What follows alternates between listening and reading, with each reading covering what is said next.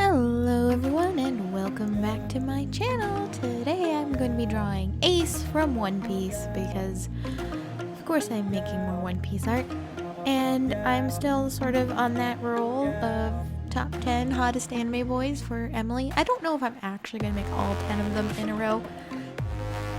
So far it seems very much like I might be doing that, but we'll see. I might take a break and draw just other things. Definitely have to work on my webcomic. It's not getting updated by the end of the month like I was hoping, but it's gonna get updated soon. I hope. The update I'm working on is sort of a beast, and it's taking a lot longer than I thought it would. But I'll get there. Someday I will get there. Anyway, yeah, so as far as this video goes, yeah, I actually started working on this piece as a break from my webcomic because that's eating away at me. And, yeah, this ended up not being the quick, easy break I was expecting. I don't remember how long the raw footage was or is. I still have it. I could check, I guess. But yeah. Once I'd sped it all up, it was still 45 minutes long. So yeah. For the sake of time, I had to cut a lot of stuff out. So mostly like the little details, I kind of just speed through them as I cut them out. I'm sorry if you wanted to see those. But you're not gonna get them today, and I'm sorry about that, but it is what it is. I don't think anyone's gonna want to watch me draw something for 45 minutes. And I mean, it wasn't entirely 45 minutes of me just straight working on this. There are points in the footage where you can see that, in the raw footage, where you can see that nothing is going on because I had to get up and let the dog out, or check on the guinea pig. Because those are important, and that would take a few minutes, and so you just see just dead air, I guess we'll call it, for like 5 minutes while I was dealing with that. So that stuff got cut for sure. You didn't need to see just nothing happening while I dealt with the needs of my animals or like switched a little laundry. Yeah, but it's nice, I guess. I like how it turned out. Now that it's been a couple of days since I finished this piece, I realized that I kind of could have done a better job with the shading. I don't know. I didn't really have an idea of like the setting when I started. I didn't plan this out very well. It was just supposed to be a quick break. And so I shaded it as if the only light source is like the fire in the picture, but then I gave it like an outdoor background, and I should have adjusted some of my shading to represent that, but I didn't. And now you all know. If you hadn't noticed, well, you're sure gonna notice now because I said that. Yeah, it's just we all make mistakes sometimes, especially when it's late and you've spent like 3 hours already working on a different project, and you're like, oh no, I need to think about something else for a little while because this is driving me crazy. And then you do a thing, and then you spend another 3 hours doing that thing, and then you wake up in the morning and your back is killing you. Yeah, sorry, that was excessive. Yeah, I am a lot older than I look. Most of you actually probably don't know what I look like. But there's a point in your life where your back doesn't love you, like, at all. And there's a point where it just takes every chance, every opportunity to just cause you an excruciating amount of pain for no reason. Like, you thought about bending over, so it's gonna hurt for the next 3 days. It's great. Not really. And like my drawing tablet does have a little like stand, so it's popped up, but it doesn't pop up super far, and I think my back would appreciate it if it popped up more. I'm gonna probably have to get it a little kickstand that, adjusts higher. So I'm not hunched over, because right now I'm still hunched over. It's better than if it were flat, but I'm still like hunched over it too much to make my back happy, which is fine. Just fine. Not really. I don't know. Don't get old, kids. Don't get old. It sucks. Yeah, other than that, work is about the same. I may have mentioned it or not, but I did get a new position at work, which I do the e-commerce. So, like, if you put in an online order to my store, I'm the person who goes and gets it. Well, one of them. There's 3 of us now, which is way too many people. Like, I was hoping... I applied for the position when the girl who had it before left, because there was 2 people, and this old dude and the girl, Valerie, and she moved, so I put in for her position, and so did some other people, because they thought it was full-time, because Valerie was full-time, but then they decided, no, it's not going to be full-time, so they put me in this position, so I do part-time, and they hired someone else to take the rest of those hours, and you know what, damn it, you could have just given them all to me. Because we don't need 3 people doing this job. My store, my location, doesn't actually get a lot of online orders. I think I did, I worked today, so I think I did 6 by the time I left.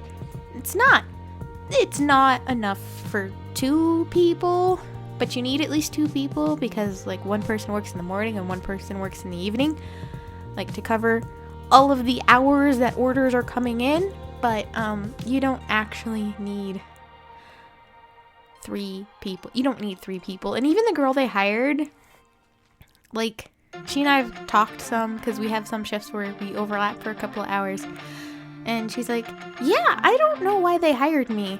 It's really stupid that I'm here. She used to work at Walmart, so she's actually really glad that she's not at Walmart anymore, but at the same time, she's like, no, it was stupid. They shouldn't have hired me. There's no need for me to be here. And she's not wrong. If I could find a better deal somewhere else, I'd be out. Right now, I really want a different job, or to make my art career take off, but the art thing's gonna take a lot of grinding, and getting a better day job is also not easy. But I get paid $10.50 an hour, because that's the minimum wage where I live, and I pretty much I get paid to walk around to this store. That's literally what I do. I go to the computer in the back in the warehouse where we process all of that stuff. I check to see if we've got an order.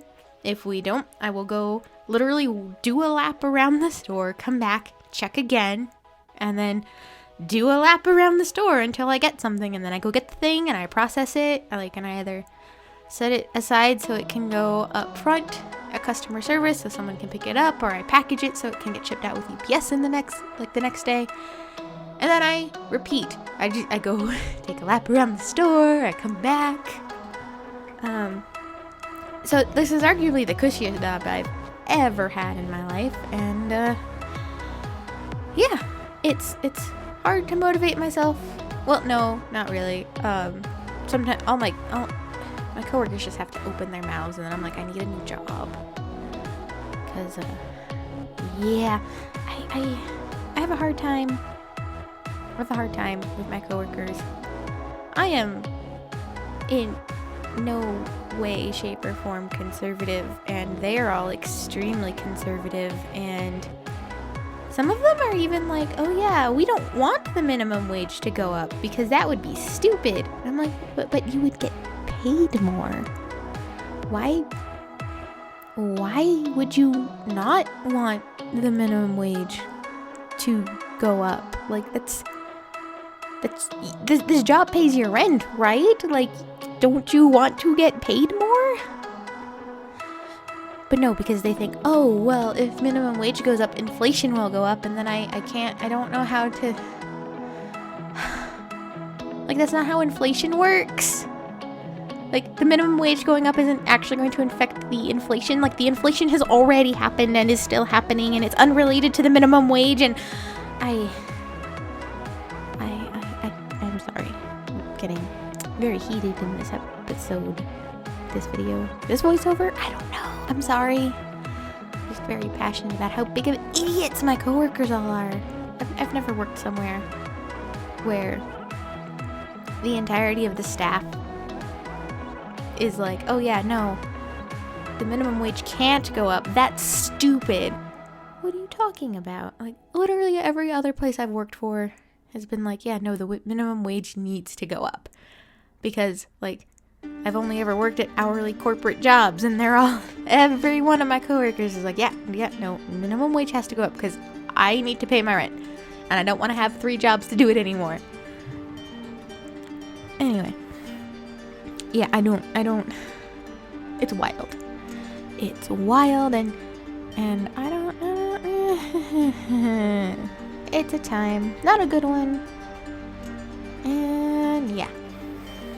So, yeah, I've gotten that off my chest though, so that's nice. What else have I done recently that you might care? I read a book about Marie Antoinette, which was pretty good. Some of the reviews are weird, because sometimes after I finish reading a book, I will check the reviews, mostly on Goodreads. I'll go through that first page of reviews, like, once you, like, at the bottom, after, like, all the book information.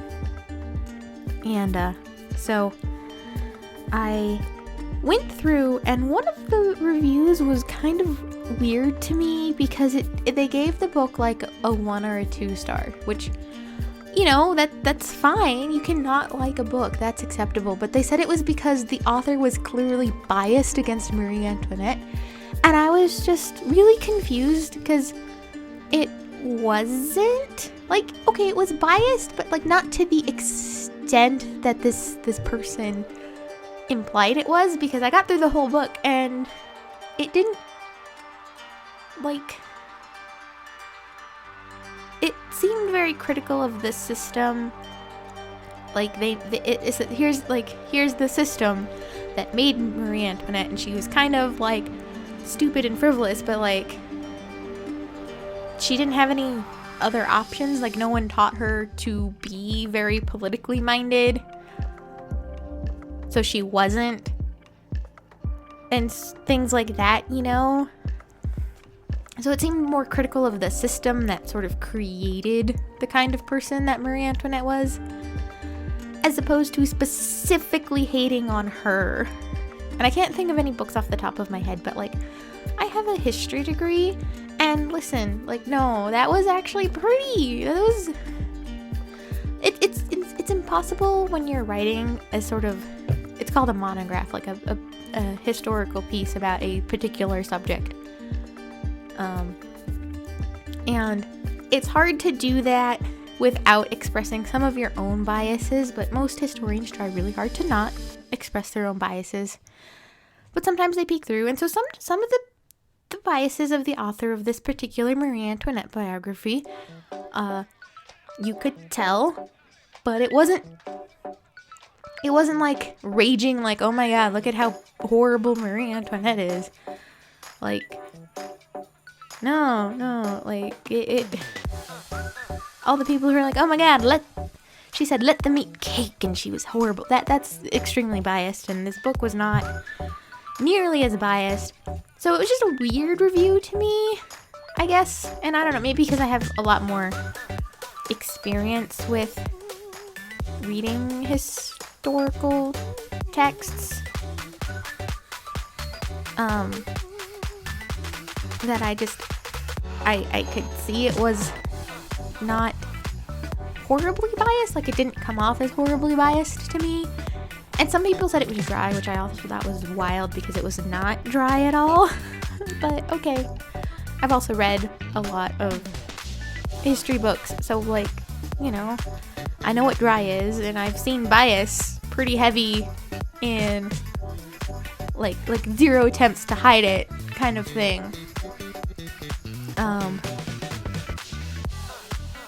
Like, one of my classes, so my specialty was technically the Middle East. My university didn't do specialties. Like, you couldn't, like, my degree just says I got a general bachelor's of history, even though most of my classes were specifically in studying the Middle East. And one of the classes I took was a seminar class. And there were some people there who just needed specifically that seminar class, and that semester it was being taught by my primary professor, who did all of the Middle Eastern and Islamic history classes. So she picked a book for us to read that was sort of an overview of a lot of the stuff she'd covered in her other courses, because, you know, to make it easier for the people who hadn't taken all her classes like I had. And at some point, we're going through this book, and at some point, everyone in class was like, oh yeah, did you see this line? And we all really critiqued this line, because I don't even remember what it was. I'd have to go find the book, because I still have it, but I'm not going to go dig it out right now to, like, flip through and see where that line was. But the author said something about, I think it was about a woman, and I think it was in Mughal India. He said something about her, and we all kind of stared at that line and were like, wow, because he was very clearly expressing a bias and, like, his negative view of her in this line. And so, because I have experience with things like that, this entire Marie Antoinette biography did not scream, like, super biased and anti-her in general. And part of me is like, if you're really upset with how they treated Marie Antoinette in this biography, like, I mean, sure, there are probably better biographies, but, like, if you're really upset about how they treated her in this one, I think you might have some strong opinions about restoring the French monarchy that we should discuss at a later date. I mean, we probably don't have time to unpack all of that, but, you know, just saying, you probably want a reestablishment of the monarchy, and monarchies are stupid. So we're gonna leave that one where it is. Anyway, that was, I don't know if that made sense, actually. I'm not gonna go back and fix it. I'm sorry. Not really. I have a day job, and at this point, I just kind of like putting out these videos. It's fun, even if I'm just rambling and not saying anything specific. So, yeah, you're stuck with me. Sorry. On the bright side, I did adjust. Not the bright side. On the other hand, in addition to me reading a book and thinking some reviewers are weird, I did manage to make my recording window bigger so you can see all my little sidebars. I don't know if anybody else cared about that, but I feel better knowing that you can see them and see when I'm fiddling with stuff. I'm sure they're significantly more useful when I'm not cutting out chunks of footage for the sake of time.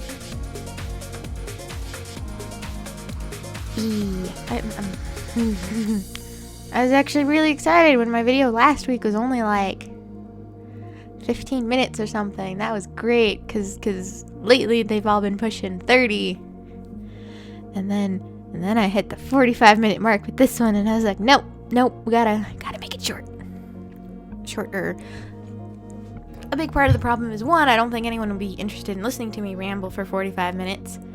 Like, I don't want to have to listen to me ramble for 45 minutes. I have to edit this later. I don't like listening to myself talk. I mostly just do it because like, I feel like I need to fill the dead air. And it's more interesting than music? Or would you guys prefer me to just play that sweet uncopyrighted music from the YouTube Creator Studio? It's where I get all of my music for these videos from. Actually, I did get a couple of songs from Filmora. That's the video editing program I use is Filmora. And they have some stock sounds that come with the program. yeah, I've used a couple of those once last week. First time I used them. They were actually not too bad. They're I thought they were bops. Then again, I'm weird. You know, I wish I had insightful things to say. One of my favorite artists, especially on YouTube, is Emily Artful, and she doesn't put out like a lot of content, but she puts out really nice content, and she always has something nice to say. Like, I mean, not necessarily nice. She's not.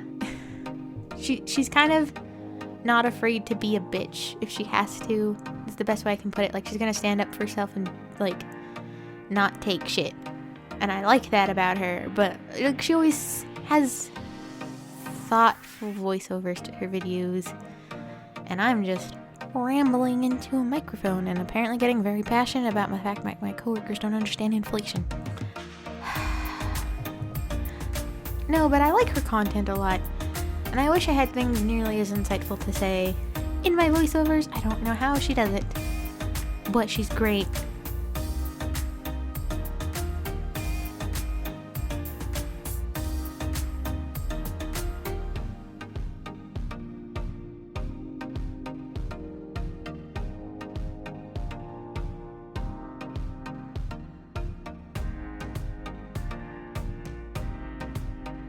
And we're done!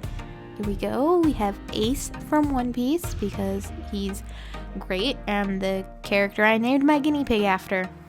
Want to make sure you don't miss any content from me, be sure to subscribe, and if you have ideas for the next character you want to see me draw, leave a comment down below, and I'll see you next time. Bye!